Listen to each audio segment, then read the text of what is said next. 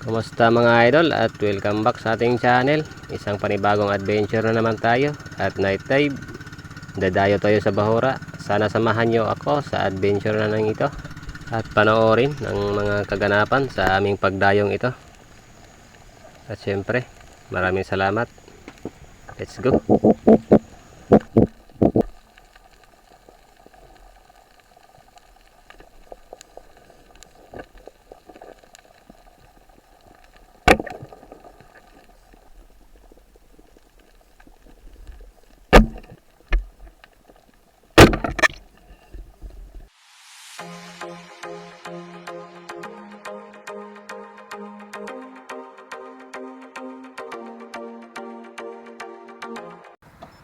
So ayan, medyo natagalan kami dito sa tabi.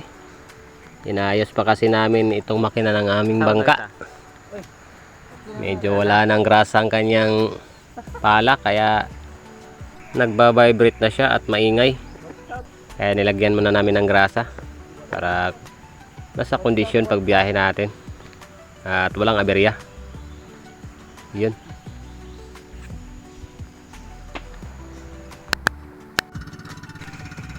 So yan na nga, at nakapagbiyahe na kami. Kaso nga lang, medyo hindi namin natuntun yung target namin na Bahura. Lumihis kami. Hindi ko nakabisado itong mapa na dala ko. Kaya yun, sa dinagtagal, natuntun naman namin. At ito na, nakarating na kami. Ayan, tuwang-tuwa na yung mga kasama natin. Nabuti, natuntun natin ito. Gabi na kasi kami nagbiyahe. Pero malapit lang din naman ito sa amin at saka malapit lang din sa tabi. So ayan, unang sumubok si Tudong Charles, yun. At okay daw yung agos. Wala masyadong agos. At syempre, susunod na rin tayo. Excited na ako. Ano kayang mahuhuli natin dito sa spot na ito? At nang pagsisid ko, check ko muna yung visibility at agos, kung totoo bang walang agos. At ayan na nga, walang agos at saka napakalinaw ng tubig dito. Yung papanain na lang ang problema, kung meron man o wala. So maghahanap tayo. Simula na ang huntingan. Ayun, so dito na parte, nakatagilid. Ang hirap ng kanyang pwesto, halos di makita. Pero siyempre para sa atin ito, kaya napana natin at pang ulam na ito, inihaw or paksiw. Orange spine unicorn agad ang unang huli natin, binamano sa dive natin ito. Ayan, malapad-lapad na ito. Ganito kasi kadalasan yung makikita sa mga Bahura pag namamana kami sa gabi. Mga suran, unicorn fish. Ayan, kadalasan mahuhuli namin dito sa Bahura. So pangalawang isda na nakita natin at napana, ito, ganun pa rin. Nakadalawang piraso na tayo. Ayun, duda ko akyat ngayon ng mga suran dito, lalo na itong mga orange spine unicorn. So sana naman makarami pa tayo sa unahan. Madagdagan pa itong mga naunang huli natin. Kung marami naman tayong mahuhuli na ganito, pwede namang pambenta itong iba. So ito na ang kasunod. May lapo-lapo sana dyan, sinilip ko, kaso pumasok na at ito na lang yung dinakot natin. At ayan, merong kumina nakadikit, ayaw humiwalay. Ayan, kahit anong gawa kong pagwasiwas, dumikit pa rin. Pero nakawala yun, hindi natin yun nakuha. So dito sa next dive natin, isang lobster sana. Medyo alanganin pa sa kanyang laki, kaya pinagmamasdan na lang natin at saka hinayaan. Baka sa susunod magkakita pa kami, malaki-laki na siya at pwede nang kunin. So sa next dive natin, eto, buntot lang yung nagpakita. Pero syempre, madaling makilala ang isdang ito dahil sa kanyang may kulay orange ang kanyang buntot. Pangatlong huli natin. Magkasing lapad lang mga idol. Solve na. At sigurado na. Yung pangulam na pangihaw.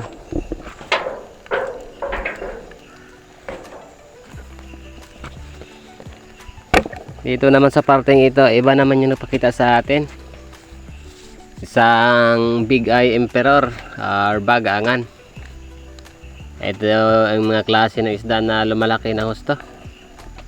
Pinakamalaking nakita ko dito sa nahuli ng mga kasama ko dati ay nasa 5 kilo. 4 hanggang 5 kilo isang piraso. Lumalaki ito na husto. So dito hindi ko malaman kung paano nangyari yun. Hindi ko tinamaan or di kaya hindi tinablan.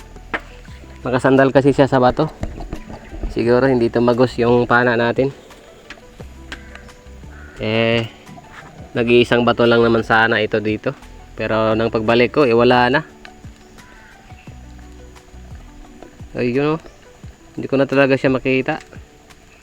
Hindi naman siya lumabas nung pagpana ko kasi inilawan ko siya hanggang nasa ibabaw ako ng dagat. Pero nang pagbalik natin wala na talaga. Siguro may sikretong butas yun at doon na siya pumasok. Sayang, pang-apat na sana natin. Ito, may nakita tayong isang shell. Malaki na ito. Ayun, oh. Ito yung uri ng shell na lumalaki na husto. May mas malaki pa dito. May higit 1 kilo isang piraso. Iwan ko lang kung ano na kaya ang lasa pag masyadong nang malaki. Nakakain pa ba kaya? So ayan.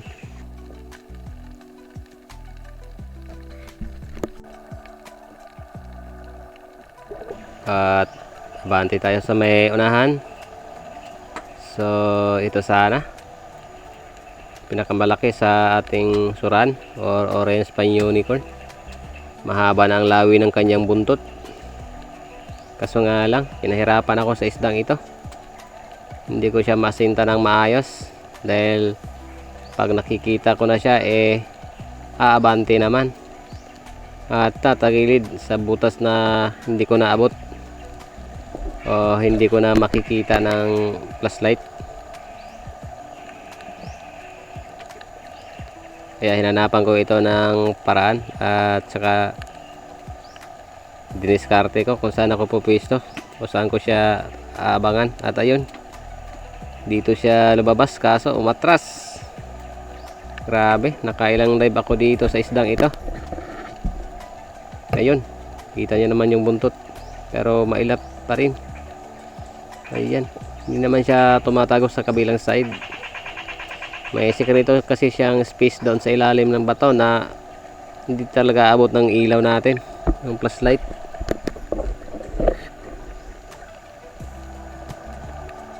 So hindi ko siya sinukuan at binabalik-balikan ko sisirin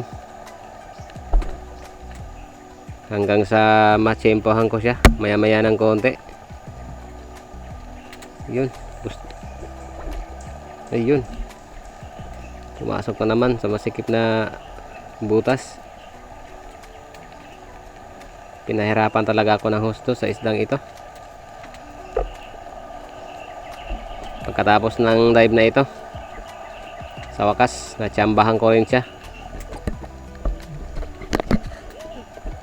Hindi ko na na-videohan.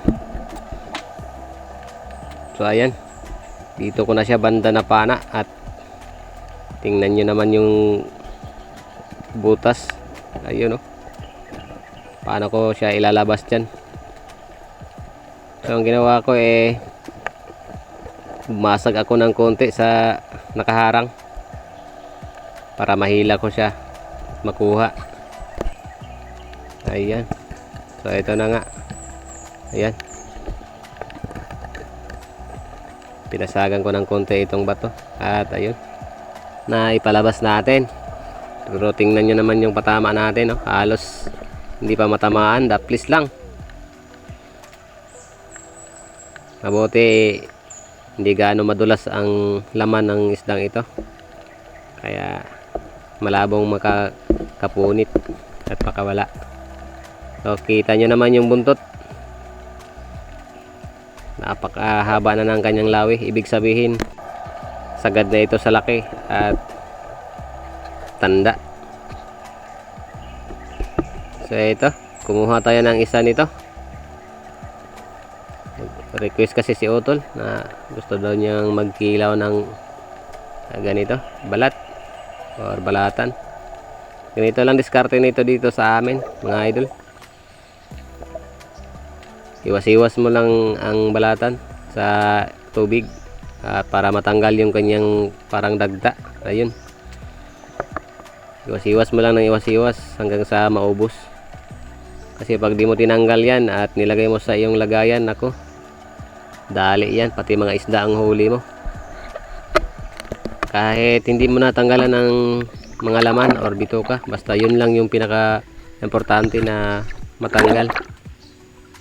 So dito, una na akong mahon at umakyat sa bangka dahil naikot ko na itong bahurang ito. Hindi na kasi ako masyado nagsisilip sa mga butas kasi medyo malalim yung dinaanan ko.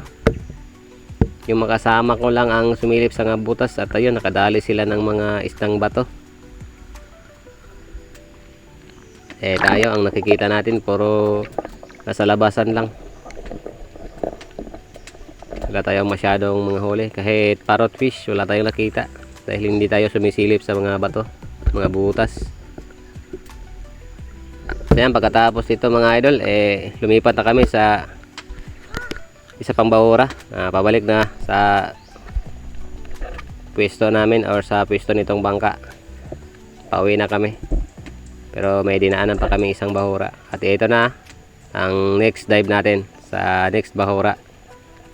Bumungan agad sa atin ito, malapad na unicorn. Ayan, matangos ang noo, may sungay, para talaga siyang unicorn.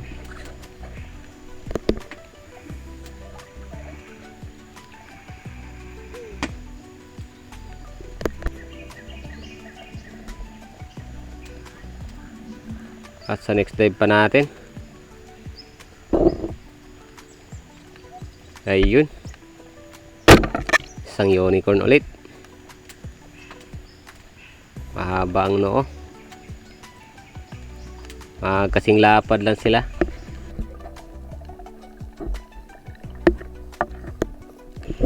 So ayan mga idol, maraming salamat sa mga bagong subscriber natin, mga silent viewers natin dyan, at mga solid supporters. Siyempre may shout out tayo.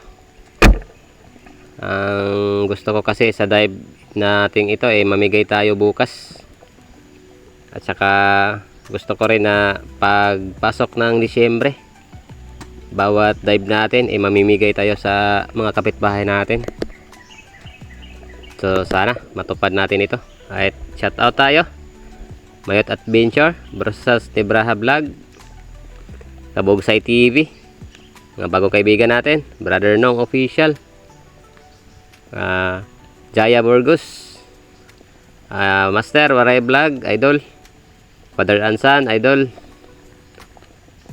siyempre kay Madam Rosana Villahermosa, Madam Uli Adventure, mga bagong kaibigan natin. Sagay Adventure, ito, Idol, Matandang Spiro, na shout out na kita, Idol. At yun, maraming salamat. Sana sa susunod ganun pa rin, huwag nyo sanang pagsawaan ang mga adventure natin ginagawa, at panoorin ang mga video natin. So thank you at God bless po. Ingat-ingat. Yan. Mayroon pusit. Ito, mga sarahan. Yan. Patay ito. Yun. Ito mga kulay pula. Ito. Kinuha natin ito. Sarap nito gataan bukas. Tsaka ito. Yun. Ito pa. So yun guys. Maraming salamat sa pagkabaybay. Hanggang sa sunod po. Maraming salamat. God bless.